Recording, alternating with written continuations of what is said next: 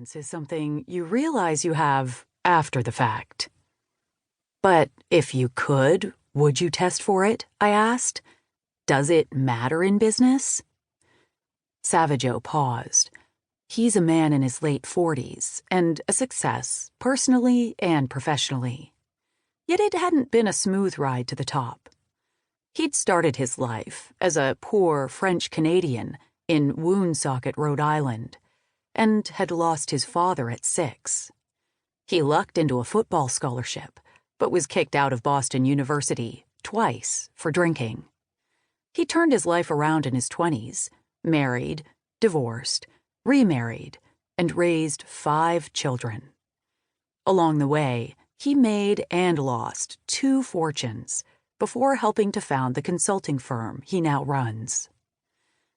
Yes, it does matter, he said at last.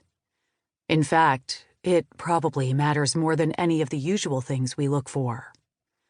In the course of reporting this article, I heard the same assertion time and again. As Dean Becker, the president and CEO of Adaptive Learning Systems, a 4-year-old company in King of Prussia, Pennsylvania, that develops and delivers programs about resilience training, puts it, more than education, more than experience, more than training, a person's level of resilience will determine who succeeds and who fails. That's true in the cancer ward, it's true in the Olympics, and it's true in the boardroom.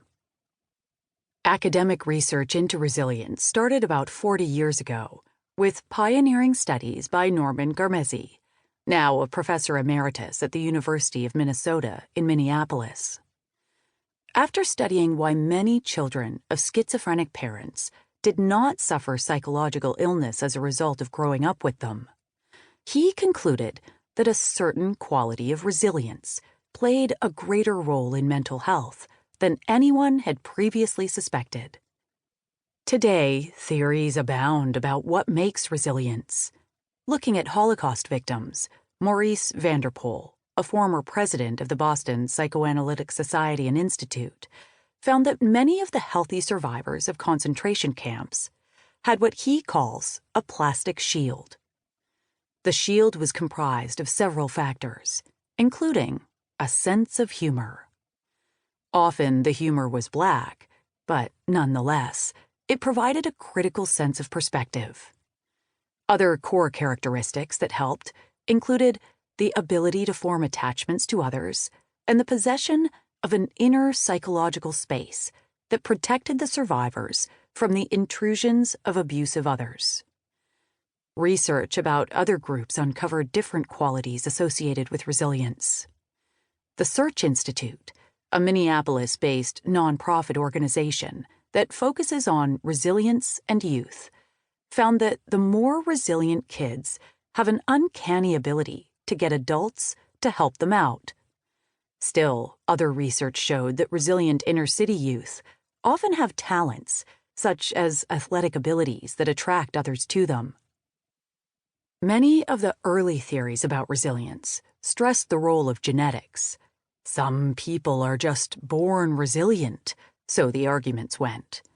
There's some truth to that, of course, but an increasing body of empirical evidence shows that resilience, whether in children, survivors of concentration camps, or businesses back from the brink, can be learned.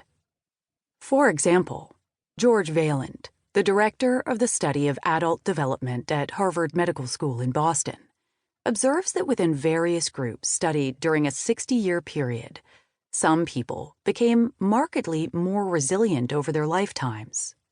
Other psychologists claim that unresilient people more easily develop resiliency skills than those with head starts. Most of the resilience theories I encountered in my research make good common sense, but I also observed that almost all the theories overlap in 3 ways. Resilient people, they posit, possess 3 characteristics: a staunch acceptance of reality, a deep belief, often buttressed by strongly held values, that life is meaningful, and an uncanny ability